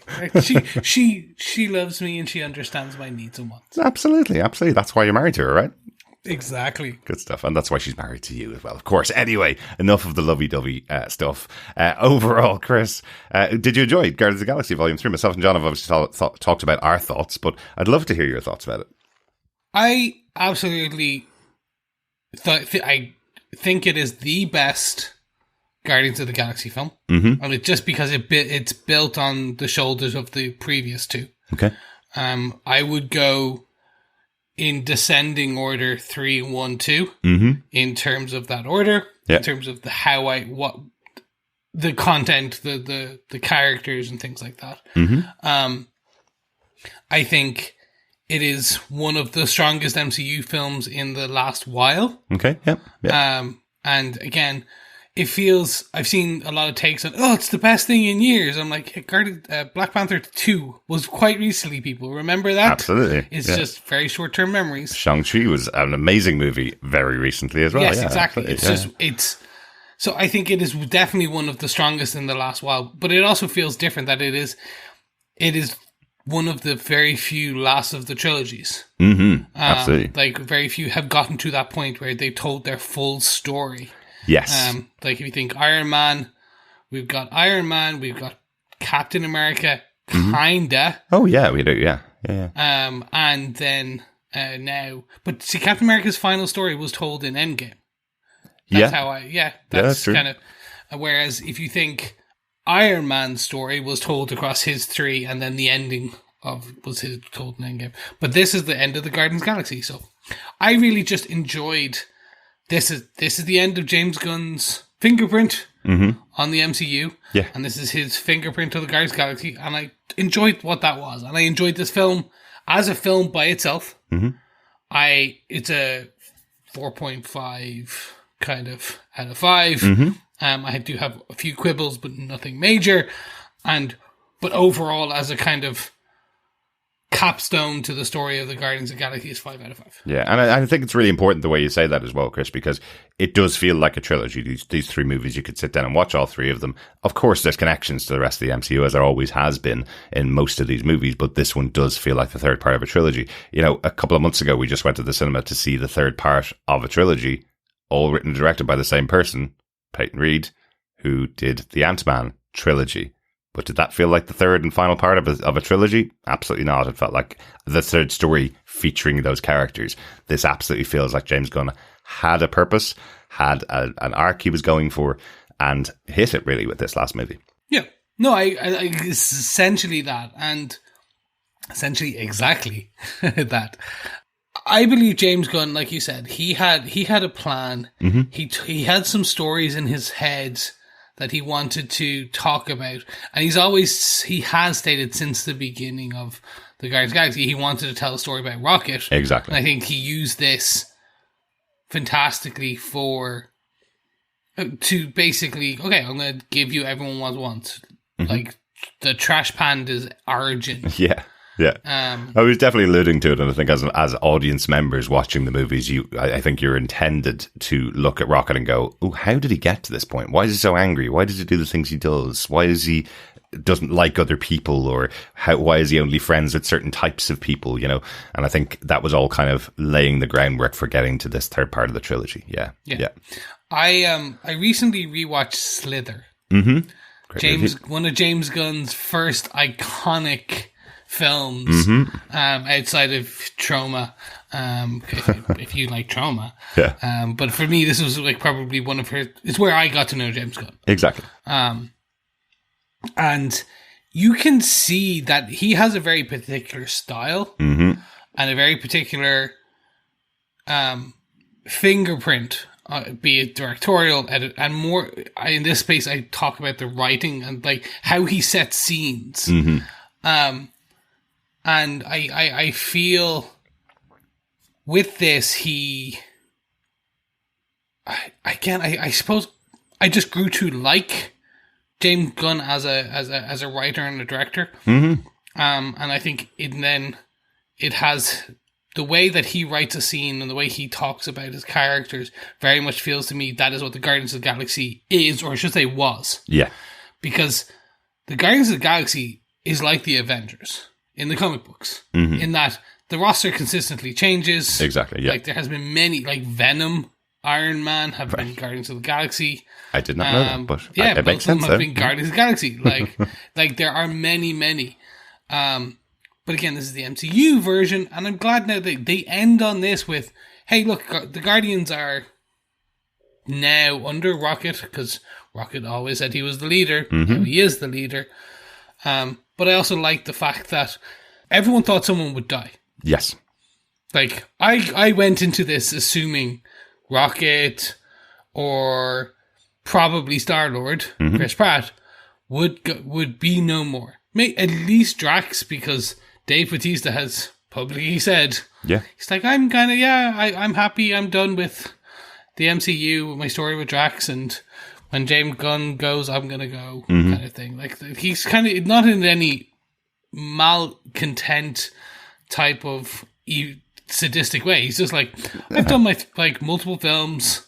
I'm happy to move on to other things. Well, he's ready to move on to his Oscar-winning stuff or his award-winning stuff, Yes. as he's talked about. He's ready to move on to dramas and move on to a different phase in his life, not playing these movie roles in blockbusters. But also the fact that the first movie ended with the death of Groot. You know, the second movie ended with the death of Yondu. You know, so you would expect the third part of the movie would also have the death of a major guardian, right? Of a major character that's central to the story, and it was all leading to Rocket dying. We talked about it on the main portion of the podcast that there are scenes throughout where you see where they could have killed off a character. There's definitely a moment where Star-Lord could have died. There's definitely a moment where they could have actually killed Rocket or had him die during the movie itself. But no, none of the major cast are gone. We have a moment where they all leave and go their separate ways, and we still have a new Guardians, and we have everybody off in their separate directions. So yeah, I think we may see the new Guardians in the future. Mm-hmm. Like, I think they could easily bring them in for the Secret Wars. Yeah. Like, they are now, but I don't think we're ever going to get the all new Guardians of the Galaxy. Like a film called that, or they're not going to do a volume 4. Like, that is, this portion is done. I very much feel so. I'm less definitive than you on that. I'd say we may get a Guardians of the Galaxy 4, a Guardians of the Galaxy Volume 4 from James Gunn is definitely off the cards. That's about all I could say.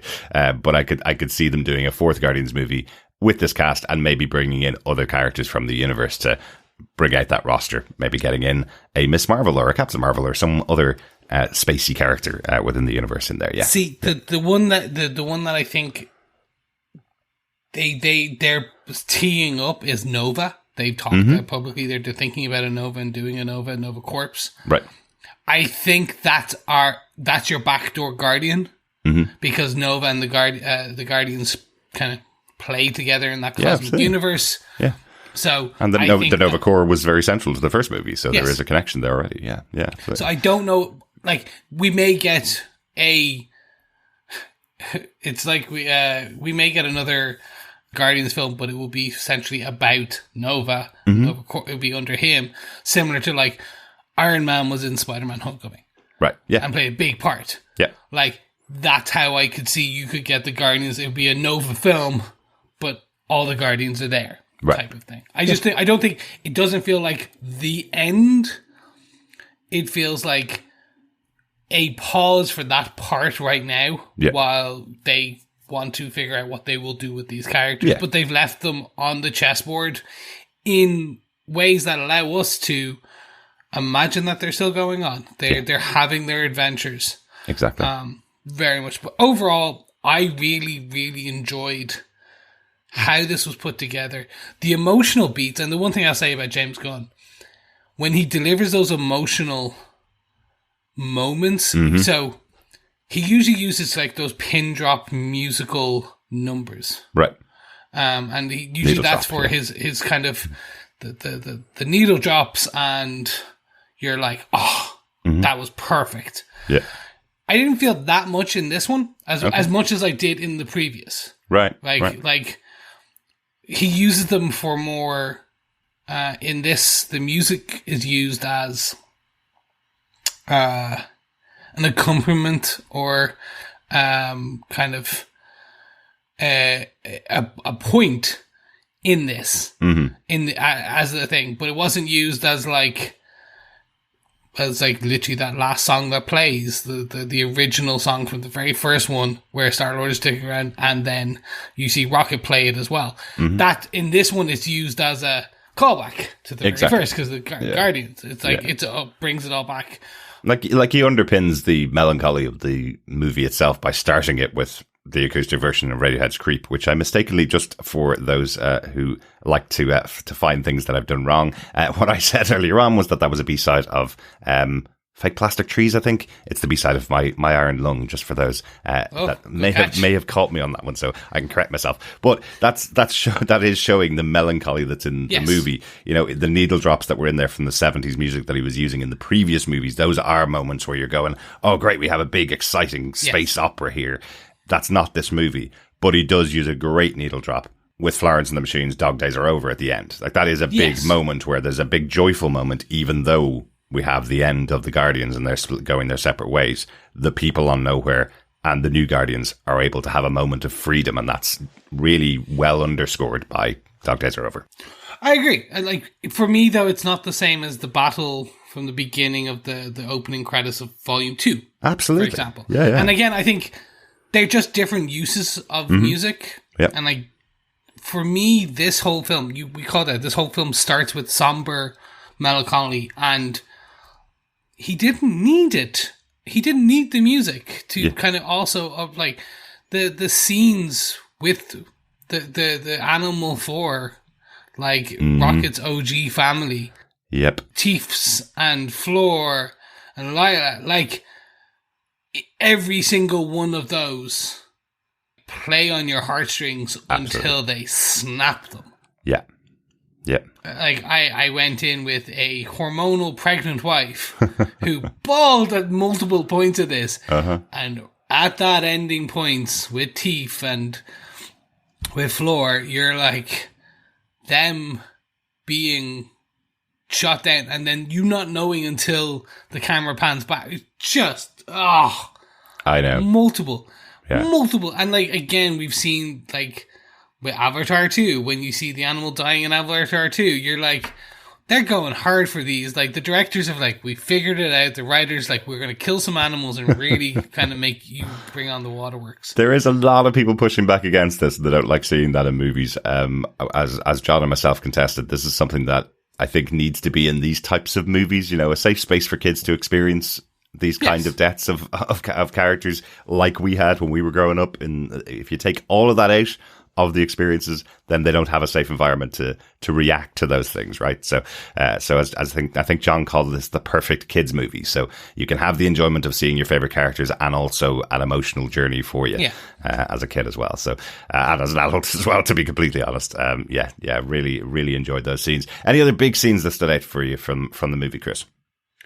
The end fight where everyone gets a punch and it has a second, like that for me feels perfect culmination of it was just the camera whipping and it was just them all coming together, just as it all played together. Yeah. And just even how they selected it again was just fantastic. Yeah, you played the video game, didn't you? The Guardians of the Galaxy video game. So that really felt like that moment where all of the team are doing their special skills together to form the greater whole that are the Guardians. It's not just one person punching and then the next person punching. Everybody is using all their talents to take down the High Evolutionary and his crew. So that's what it felt like to me in a great way. That was kind of bringing in why this team works so well together, you know? Yeah. And just as the corridor scene leading to that final High Evolutionary scene, those two stood out visually fantastically. Additionally, one of the biggest ones is just, again, bringing back the discussion on the visual effects. Mm-hmm. The animals, be it the Ani-Men, if you want to call them that, the planet to counter Earth, where like literally it's all prosthetics. Mm-hmm. Amazing.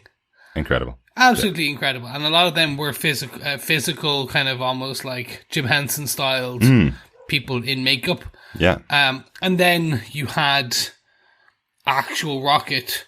And because he was he was the main character for this, he was the central character. Yep. No denying it. Yep. The camera close-ups on him and his fur individually kind of animated. You're like, you really, like, they knocked it out of the park. And in a period where we have had kind of places where, to be fair, and again, we've called it out sometimes, where Disney across multiple properties have rushed and berated their animated departments and kind of enforced where like, they haven't been amazing. Yeah. They've been great, but haven't been amazing. This was masterclass level of stuff. Yeah. So for me, that was just great. Excellent. What are your thoughts on the other, the two major new characters in the movie? We've got the High Evolutionary as a villain, and at sometimes Adam Warlock as a villain in the movie. Yes. What did you think of those two? So Adam Warlock, I loved the childlike piece on him is just fun. Yeah. Again, see, people are like, "Oh, that's not my Adam Warlock." Adam Warlock, when he first came and was first introduced as him, was basically a mindless child. Okay, yeah. When him and her, that was how they came, and it's kind of on brand, right? But it was played for comedic foil a lot. Yeah. So I enjoyed. I like where it was more Adam, where Will Poulter brought it at the end. Fantastic. Yeah. Also, Marvel Labs. Not fair. I did enjoy the Michelangelo kind of a piece where he grabs Star-Lord with the finger. Just a fun reference of kind of the Adam touching God. Sistine Chapel. Yeah. That was just a nice, silly moment. I was like, yeah, cool. Didn't catch it at all, and as John described, he was too busy laughing at the face that was being mushed on Chris Pratt as he thought he was dying and felt he couldn't laugh at that moment. So he was too busy holding in his laughter to notice that. So, speaking of kind of physical effects. Body that Nebula has to carry of Chris Pratt of Star-Lord was a real thing that they built that could kind of flop up and down, that Karen Gillan could carry herself. Yes, that looked so real. So if you're on social media, for whichever one you look for Chris Pratt or James Gunn or Karen Gillan, they have the photos of the first day it was brought to set. Yeah. And it looks fantastic. Excellent. And there's another twist for you. Everybody thought that was Nebula carrying the dead Star-Lord, that's where he dies, and what you find out is that's her carrying him drunk out of a pub at the beginning of the movie in Knowhere. So it kind of, if you are one of those people that is looking at the trailers for insight in what's happening in the movie, in the first 3 minutes they told you, forget all the things you think you saw in the trailer. This is a brand new movie for you as well. So yeah. No. Final two bits. One is I'm going to say final 3 bits. One, High Evolutionary. Loved it. Yep. He's an actual good, evil character towards the end. And the kind of, it was just, he was a fun character to be killed off. Now, whether he fully killed off, that's the question. Yeah. Again. Yeah, he's so good. He's a fantastic role. As we said, he's someone you really dislike as the movie goes on. You really get to hate him, and it's such a well done performance. So it's a character I'd love to see back, but I can't imagine how. Well, there's always ways. Hey, look, it's a space opera. Like he's now like half cyber and even more cybernetic type of approach. It's just one eyeball and his brain. Yeah, exactly. And he's cloned another body. Yeah. Blah blah blah blah blah. Comic books, folks. The one part I will go also somewhat down on is the continued Gamora Star-Lord. Like multiple times. Okay. It was just, I like where it got to by the end. Right. Like that they're okay. He's okay with it, and she's smiling. She's going back to her family, which is the Ravagers. Yeah. It was just, I think it was by the third Star-Lord and Gamora. I get it. Right. I was like, okay, I get it. We see how you're like, it is annoying. We the audience are even feeling it is annoying. I felt it was annoying. So I don't know. It was just, I didn't want to see them back together. Right. Because I think it opens up Star-Lord for other things. Yeah. But overall, it was just maybe one too many. But that was, again, I'm trying to have a balanced approach. Of course. The counter argument to that is Go for it. that this is the third part of the trilogy, and all that breakup stuff and the death of Gamora all happened in the Avengers movies. So you got to have him deal with the after effects of what happened and her death and the return of a Gamora that doesn't know him at all. And the one thing I really liked about the relationship is I hadn't really thought about it until Gamora said, I literally had just left Thanos. So she's like, a week or so after leaving Thanos, she's suddenly in a big battle with the Avengers and being told that she's in love with Star-Lord. It's like, I don't know who any of you people are. I'm gone. So this is how she's developed being away from Thanos. So she is a completely different character, and they nailed that really well. And that idea of being, hurt and lost after losing a partner and not knowing how to get them back when there's no possible way that's going to happen. I thought that was actually played quite well in the movie, but I totally understand your point though. Yeah. I agree. It was all played great. I just think it was just that one scene too many, because it was played multiple times to really get the point across. So final point to end, which is I enjoyed this. I want to see more, and I think we may slightly disagree, but I think Chris Pratt's Star-Lord will return the same way Black Panther will return. He's on Earth now, and I think that's because they're going to make him a more central character for the Kang Dynasty kind of Avenger level ones. He'll be a core member, because again, they've left him on off for that. And I think Chris Pratt will probably come for that, and then something will happen. Yeah. Because he probably will want to go on to other things, but he's there for that seemingly. And they're already losing one other Chris. Pick which other Chris you want, and they've lost him. Yeah. Seemingly. Like it's such a shame of all the actors in Guardians of the Galaxy. The idea that Chris Pratt will be the one to return in the MCU is such a shame. But I'll repeat. I do think it's a joke. I think it's a James Gunn joke. Look at the legendary Star-Lord sitting at a breakfast table and complaining about mowing lawns. I think it can be both. It absolutely can be, and they will twist it if he does want to come back and does get paid the big bucks to come back for another MCU movie. They will twist it to say that's what we meant all the time.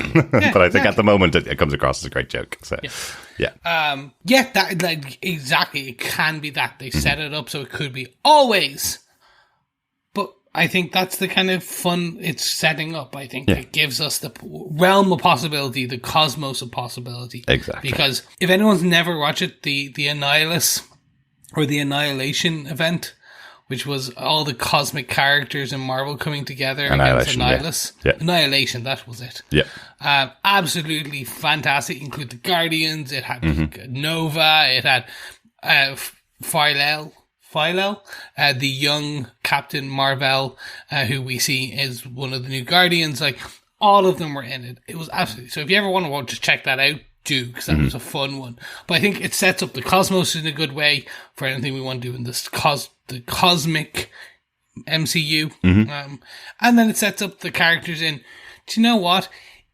If James Gunn whole DC little dalliance doesn't work out, it's 100% going to work out. It will, but if it doesn't, it leaves the door open. If James Gunn wants to come back, he won't come back. But if he ever wanted to come back, he won't come back. The door is open. In fairness, never say never. Remember, the script was written just to take place after Endgame, wasn't it? This was supposed to be a quick follow up to Endgame. It's been now 4 years since that movie came out. Because James Gunn went off and made a movie for DC. He made the Suicide Squad. He came back to Marvel and is going back to DC.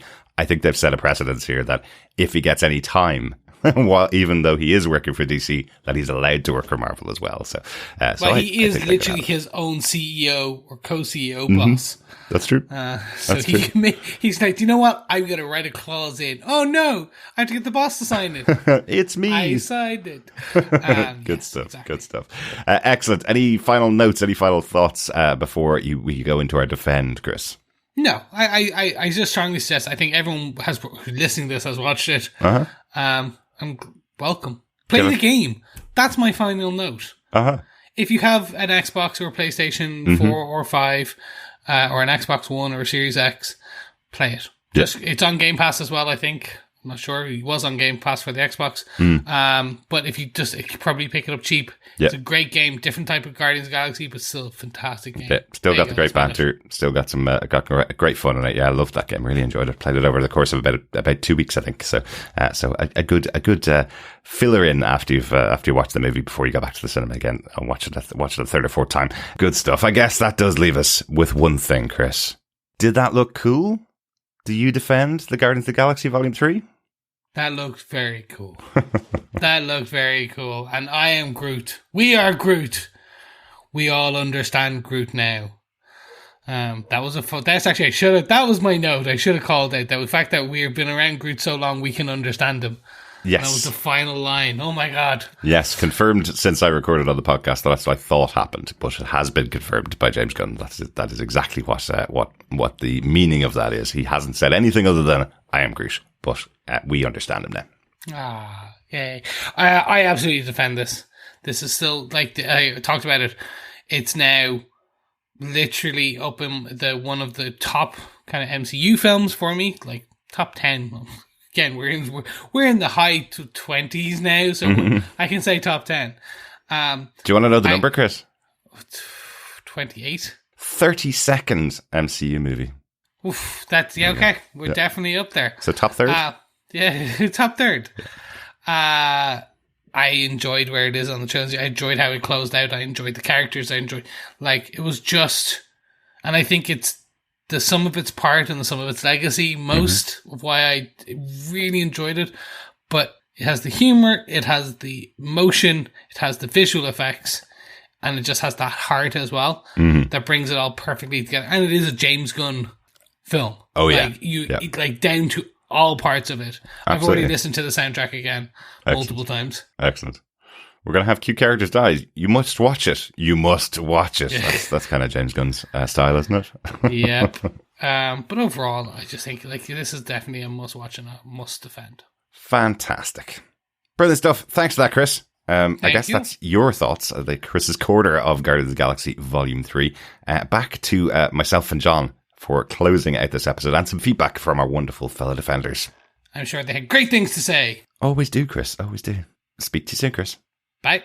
Well, thank you, Chris, for those thoughts. Hopefully. Well, that was hopefully Chris's thoughts on Guardians of the Galaxy Volume 3. I hope we've been able to record that and pop it in to that section there. If we didn't, that'll be a bit of blank space. So I'm sure I'll have edited that out as well. So only one thing left to do then to wrap up our coverage of Guardians of the Galaxy Volume 3. John, did that look cool? Do you defend Guardians of the Galaxy Volume 3? It really did look cool, and I do defend Guardians of the Galaxy Volume 3. I absolutely really enjoyed this movie.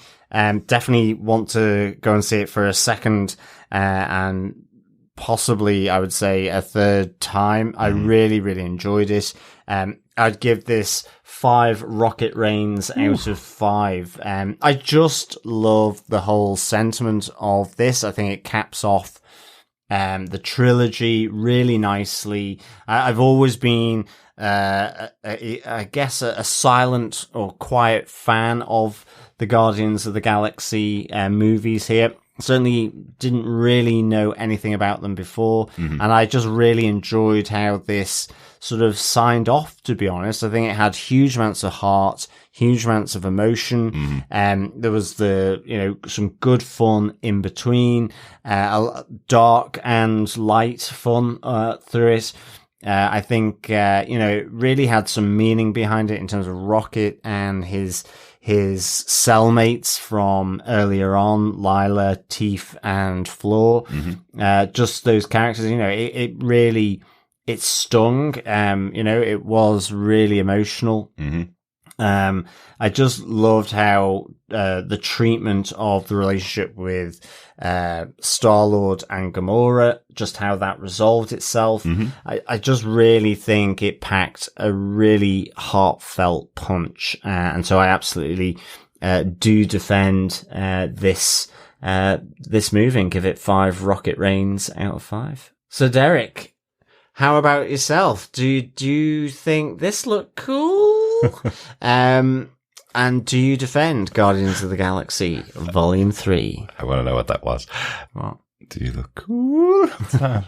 It was my Nicolas Cage impression. Ah, okay, very good, very good. I definitely missed that. Do I defend Guardians of the Galaxy Volume 3? I do defend it. I do feel there's a little bit of an editing job that was missed in some moments. I felt some moments hung a bit too long. This movie's 2.5 hours long, and I did feel the length in it a bit more. But as you guys know, I'm not the biggest fan in our group of the Guardians of the Galaxy. It's a really well made movie. There's lots of very good moments in it, and lots of very good serious moments. You know, this movie, it feels like a much less jokey movie than we've seen from the other two Guardians, but that suits my sensibilities more, to be honest. So I did probably like this more than the first two Guardians movies. I think it's a good capper. I do think there could have been a bit shaved off the movie, because there is moments when, for example, Rocket seeing the animals on High Evolutionary ship, where you're going, he's going to save them, of course. And that felt like it was about 10 minutes of Rocket looking at all these animals, deciding on whether he was going to save them or not. But you know he's going to, so shave that stuff down so you can get a little bit more compact movie. I just felt the length a bit more in this than I was expecting to. Overall, though, really enjoyed it. I'm hoping to go back and see it in the IMAX in the next couple of weeks. I definitely want to see this movie again. It's definitely a high point of the Marvel movies that we've seen over the last couple of years, and a great send off for James Gunn and the Guardians of the Galaxy for the MCU. Absolutely. So, I mean, and also, I think I just want to mention, like, I thought the interesting way that Adam Warlock was brought in. Mm-hmm. I really want to see the new Guardians there. I'm kind of intrigued by that grouping, if they ever do get another outing. Mm-hmm. Maybe at least in cameo, possibly in another movie, to begin with, would be awesome. And I do again think that, you know, part of the reason why this felt so heartfelt, because of such a, you know, significant part of it being Rocket's story, was because the antagonist for Rocket here in the High Evolutionary, you know, Bradley Cooper voicing Rocket and that CGI work of Rocket coupled with, the High Evolutionary. And I think the performance of Trugrudi Iwuji, was just phenomenal. And I think, you know, when you have that caliber facing off, and I guess the work behind the scenes with the CGI, that just really made and added that impact as well. So absolutely. Really, really good. Great stuff. Let's find out what our fellow defenders thought of the movie. Let's hop on over to feedback. First up, we got an email in from Coffee and Vodka. Great to hear from you, Coffee and Vodka. I know that you haven't been able to join us for most of the shows that we've been covering this year, so great to have you back for a bit of Marvel. Yeah, absolutely. Yeah, Coffee and Vodka says, greetings, fellow evolutionary defenders. Been a while. Hope your time off went well. I'm going to have to watch this one again before deciding if I agree with Twitter about it being the best MCU film. I can say it was a solid story, tightly plotted, well scripted, and deftly directed. Chukuri Iwuji's High Evolutionary was a perfect villain, eminently despicable. It was nice to see a bad guy whose goals and methods we didn't have to feel conflicted about. Thanos was right. This guy was just a dick. Can see the potential of comic nerd backlash for the way Adam Warlock was handled. Haven't seen a dumbing down of a character like this since Batman and Robin's Bane. Still, he made for some decent comic relief when not critically wounding Rocket. My initial thoughts that Swall Groot would go down as badly as Suicide Squad's Joker were unfounded, with interest in the story overriding his appearance. Every character had their time to shine, even surprisingly Yondu, in my favourite scene of the movie. All of this a long verbal walk to say I really enjoyed it.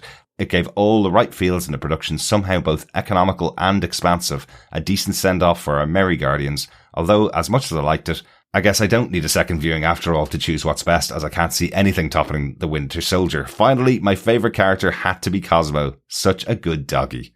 Who was your favourite character? 4 DNA despots, hungover heartbreaks, and recuperating raccoons out of 5. Peace and take care, Coffee and Vodka. So let's answer Coffee and Vodka's question there first, John. Who was your favourite character? His was Cosmo in the movie. Who was your favourite character?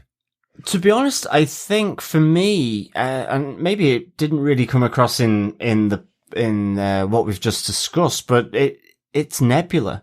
I really, really enjoyed Nebula here. In terms, like, she actually felt like a significant linchpin. But I loved the arc that she had in this movie, let alone across the 3 and the expanded MCU world. So it definitely Nebula for me. But to be honest, I think Cosmo is a great runner-up for me because, I mean, I was just so impressed with how they handled this character. And I really enjoyed, the whole bad doggy, good doggy aspect was just pitch perfect. It worked really well. Yeah, it really did. Well. I'm going to go for the easy option. Rocket, of course, is my favorite character because it's his movie. It's all about Rocket and he's so perfect throughout the movie, even as the baby Rocket all the way up to his return. I felt like something was missing in the movie by not having the interplay between Rocket and Peter Quill for, I think it's almost 2 hours of the 2.5 hour movie that we have Rocket on the slab effectively. So having him back at the end of the movie, having that character and his journey and seeing how he came to be the Rocket that we know and love from the previous Guardians makes him my favorite character. So that's an easy choice for me, really. He is the central character of the movie. The movie's all about him. So I guess, for me, it works. So he's my favorite character in the movie. Coffee Vodka says, P.S. Nathan Fillion in a tactical fat suit doesn't get much better than that. A tactical organic grown fat suit that he has to pull on and off every day after work. Yeah, definitely doesn't get much better than that. Oh, on the question of whether this is the best MCU movie, I'm obviously in total agreement with you, Coffee Vodka. You know my thoughts. Captain America movies, the trilogy is still the best trilogy in the MCU for me. And right up there at the top is The Winter Soldier. I don't really see anything else beating that in the future of the MCU. So it will never top that. But I think this is quite a high bar in the Marvel movies. I think we're probably talking top 10 for some people. Yeah, definitely. And I know lots of people think it is higher than that as well. So good stuff. Thanks, Coffee and Vodka. Let's pop over to our friend Steve Brown for a voicemail, John. Yeah. Hello, TV podcast industries. This is Steve. I know it's been a while, guys, but I just walked out of Guardians, Volume 3, and wow, I really think they capped it off well. Gosh, I'm getting choked up just thinking about it. The fact that Rocket was the emotional heart. Oh, goodness gracious. Just really, really good. Can't wait to hear you guys talk about it. Can't wait to podcast on it myself. Can't wait to watch it again and see all the things that I missed. But the biggest thing for me that I thought was great was the way they choreographed that hallway fight scene at the end. That you could definitely see that the Guardians were fighting together in a coordinated effort, with Groot and Rocket and Nebula and Peter, and that Gamora was just kind of doing her own thing in that whole fight. So I love just the subtlety of that. So anyway, that's just my initial thoughts. I really liked it. Derek, I know it's not your cup of tea maybe, but gosh, I love all the Guardians movies anyway. All right, talk to you later. Thank you so much, Steve. Great to hear from you. You're absolutely right. Derek is the sourpuss of the podcast group. I am. Likes his heroes to be gun wielding head of covert operations. Well, yes, I guess. Yes, but I hope my final opinion on this one that it is the best of the Guardian movies. I hope that sways those thoughts about me more, and that's why we have more than one person on the podcast, right? We can't all like everything equally. So I know John absolutely loved this, and I hope Chris did too. I'll be talking to him tomorrow, and hopefully that'll be in the podcast, so you'll already heard his thoughts. Timey-wimey stuff once again, messing with me. Great stuff, though. Thanks so much, Steve. Yeah, thanks, Steve. Really glad you enjoyed it. And great to hear from you again. Yeah, definitely. Over on Facebook, we have some feedback from our fellow defenders as well. Dan Lee says, I think this was definitely up there as one of the best of the current Marvel crop. I was very surprised everyone made it through, but that's no bad thing. And Star-Lord will return? Yeah, I was really surprised that we didn't lose a member of the Guardians of the Galaxy. It felt like that was what was being set up from the start. We thought we're going in this to watch the end of Peter Quill or of Rocket, or I definitely thought Rocket might not survive. Certainly when they started doing the Heaven analogy. Absolutely. And then obviously the hilarious Star-Lord death with the bloating. I was surprised that he came back from that. And I felt even with Drax, there was a possibility that Dave Bautista was not going to return and they would actually kill him off in this movie. That would be a decision that they would make. But no, all our major Guardians did survive. Not so for all the cute, cuddly animals that they meet along the way. Yes, absolutely. Thanks so much, Dan Lee, for your feedback. Also on Facebook, Ben Rush says, the best Marvel film since Endgame. Actually, I would say it tops it for pure entertainment factor for me. Interesting. If Gunn even gets near this level for a certain gent from Krypton, we are in for something really, really special. I am Groot. Good stuff, Ben. Yes, really glad you enjoyed the movie, and I think you're totally right. I think there's a real talent here that is moving to DC. And it'll be interesting to see, because Superman being very different, I would say, than this ensemble piece. But definitely, I think James Gunn has that ability for sure. Yeah, and that's James Gunn's next movie is Superman Legacy. Is that what it's called? Yeah. It's his next movie. It's coming up. He's already written it. It is ready to go into production once they can do that next year. So it will be interesting to see. Definitely. Yeah, good stuff. Thanks, Ben. Thanks, Ben. Kathleen Andre says, one of Marvel's darkest movies, but so well done. I wonder if Bradley Cooper would have ever thought he was the story all along.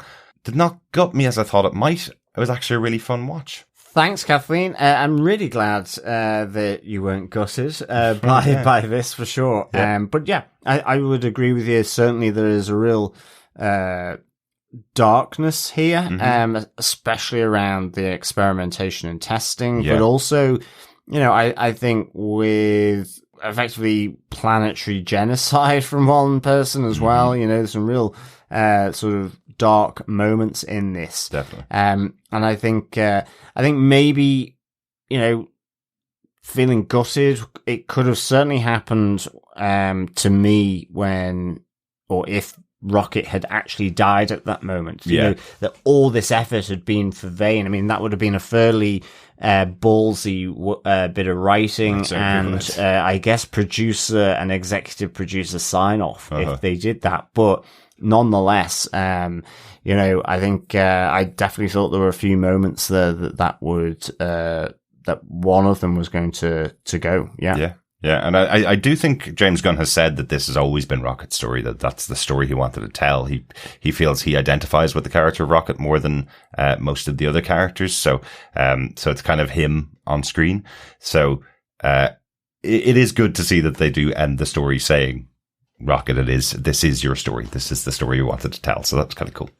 Excellent stuff. Thanks, Kathleen. Yeah, thanks, Kathleen.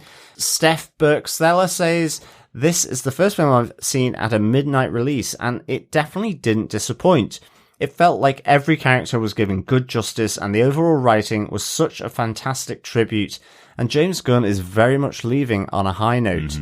The flashback scenes with Rocket was so heartbreaking, as well as how Nebula broke down when she realized Rocket was okay. I also very much appreciated Star-Lord and Gamora's closure without re-establishing a romantic dynamic. Also noteworthy is the F-bomb moment of the MCU. The one negative or jarring moment for me was the amount of time it took before Adam stepped in with Quill at the end. It felt like it was dragged out a little too long. Thanks so much, Steph. I do know what you mean by that moment with Adam stepping in, because just because he was freezing and the bloating, you had gotten an aborted rescue by Groot as well, whose sort of roots froze up going out there. So I didn't think necessarily Star-Lord was going to make that as well. So I was quite surprised that he did, but it did make it the more funny for it, because I have to say just the grotesqueness of it, there was something that was hugely amusing by that. Maybe it was just thinking it was Chris Pratt rather than Star-Lord, sort of taken out the moment. But also when, with still a slightly distorted face, did that look cool? You're still laughing at it. Yeah, a day later. It was just priceless. James Gunn, I think. Absolutely, he does that so well.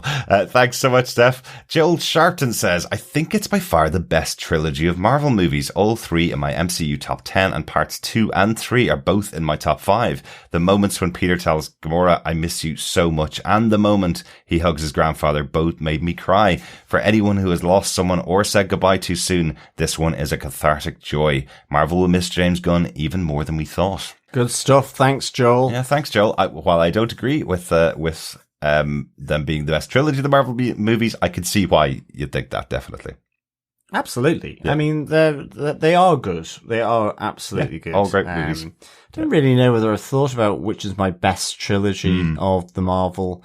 I still think it's Iron Man, to be honest. Really? I'm joking.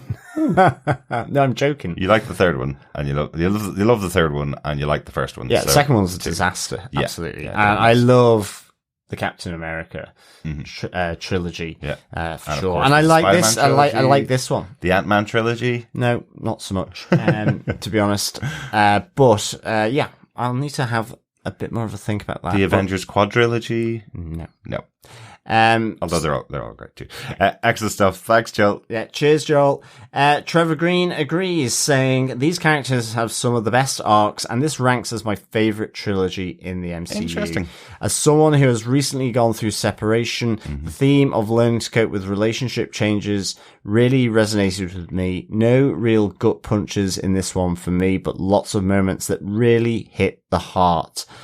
Thanks so much, Trevor, because I think you've just probably nailed it for me as to why I probably would put this as the highest trilogy, if not on par with the Captain America. Okay. Because I do think the relationships between these characters I've really enjoyed, because the ups and downs have felt really personal, as much as being sort of epic or super heroic. That they're really also as much intimate. And I think when a writer director can nail that, even in a non-blockbuster action movie, it can really, really connect. And I think you've hit the nail on the head for me there. So thanks, Trevor, for coming in after Joel on that one. Very good. So yeah, good stuff. Thanks, Trevor.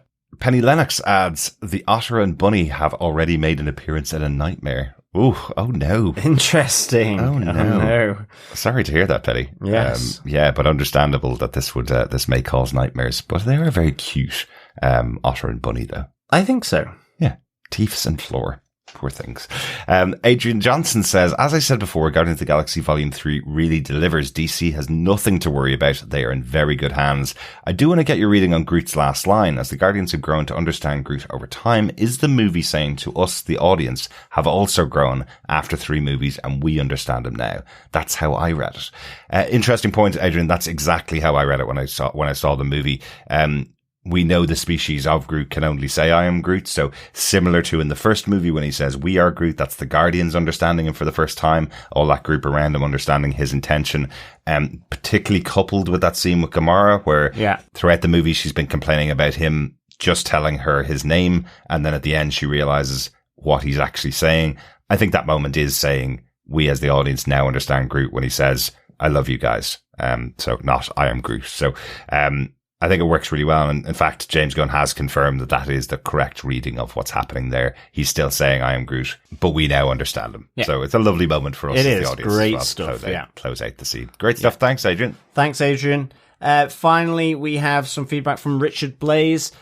I've always thought Guardians of the Galaxy films were a bit meh. The characters were interesting, but the stories never went anywhere, or they were dragged out too much. However, I do think Guardians of the Galaxy Volume 3 is probably the best film after Endgame. From beginning to end, there feels real depth to the characters' developments, and scenarios they are placed in all have a sense of urgency and danger.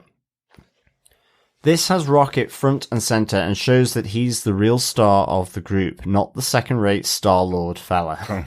Some of the scenes are quite nightmarish. Bunny with spider legs and an iron mouth clamp.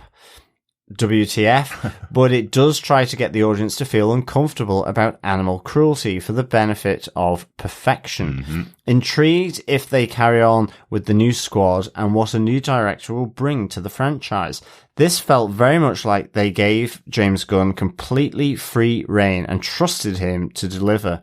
The colour palette is toned down, the music is slightly more obscure, and the story is far more grown up. If this is what he can do with little studio interference, then I'm excited for what he can bring to DC. Absolutely, Richard. I think this, whether he got free rein, but you can sense that he would have given absolute clarity. I do think he probably, and I guess maybe why he will be that kind of Kevin Feige type figure at DC. I suspect he knows his vision and can pitch it really well, explain it really well, and the intricacies of it. And I think, that as much as anything for a director working in the studio system must be an absolute priceless gift to be able to do that, for sure. And I think, I think that the threads are coming through. You can see that the trilogy has evolved, but I love that at its heart there are these relationships. I mean, I would slightly disagree that the other two were meh. I mean, I would say of the I'd agree, Richard. I know you would, but I would say of the three, Volume 2 feels like my weaker one. Right. I just loved the introduction of it, of the group, of the Guardians, and so on. And I like, again as well, James Gunn is having to intertwine it into the wider Avengers Endgame and Infinity Stone saga. So that's another complexity for a writer, which he's able to handle and, can bring something that felt so standalone, but still have it as part of the wider Infinity Stone saga. The wider MCU overall. And wider MCU, exactly. Yeah. Great stuff. Thanks so much to everybody who shared their thoughts on our feedback section for Guardians of the Galaxy Volume 3. Hopefully you'll join us for some of our future podcasts. This is not the last MCU movie we're going to be watching this year. We will, of course, be going to the cinema for The Marvels later on this year, which I think comes out in November. Very excited to see that. Captain Marvel, Spectrum and Miss Marvel all meeting up together in space and on Earth. Yes. Yeah. Really we will also have Marvel's Secret Invasion with Derek's favourite comic book character, Nick Fury, returning. Or is he? Who knows? He is. Nick Fury is going to be back, played by Samuel L. Jackson. Really excited to see that. It is my most anticipated show of the year, just because I've loved Nick Fury since I was about 12. So having his own TV show is going to be really, really exciting. Yes. But that's not the only thing we're covering. We're covering lots more this year. Good Omens returns, announced today that it's coming back for season 2 on July 28th on Prime Video. So very excited to return to another Neil Gaiman show. Yes, this year. We're going to be getting Gen V, the spin-off of The Boys, later on this year as well. So excited to see that. Yes, there's What If. What If should be out this year. That's not confirmed though. That's made. True. Not confirmed. Loki season 2 should be out later this year. Another completed show in Marvel. But of course, to mention, there is a Writers Guild of America strike going on at the moment, which has halted production on some shows that we thought we were going to be getting. We know that Daredevil Born Again has stopped production, which was supposed to be out next year. We don't know exactly how that will affect the show, how long it could cause a delay for the delivery of Daredevil. But of course, we support the Writers Guild of America. They do deserve to be paid for the work that they're doing. So whatever they need to do to get that, to get the correct payment for their jobs, I'm happy to support that. So whatever is required. Absolutely. But fellow defenders, remember to subscribe to tvpodcastindustries.com for all the future content that will be coming from ourselves. And please remember, as always, to share the podcast, because sharing the podcast is, of course, sharing the love. I love you guys. I love you guys too. Thanks so much for joining us. We'll be back very soon with another Marvel movie as well, because I forgot to mention one. Spider-Verse, yes, That is Across true. the Spider-Verse Gosh, coming out in June. Completely forgot about that. Yeah. Can't forget about that. No. I saw the trailer for it yesterday. Absolutely. It looks fantastic. Looks brilliant. Good stuff. So we'll talk to you again very soon. Yes, thank you, fellow Defenders, for joining us for Guardians of the Galaxy Volume 3. Until next time, keep watching, keep listening, and keep defending. And of course, stay rocking. Bye. Bye.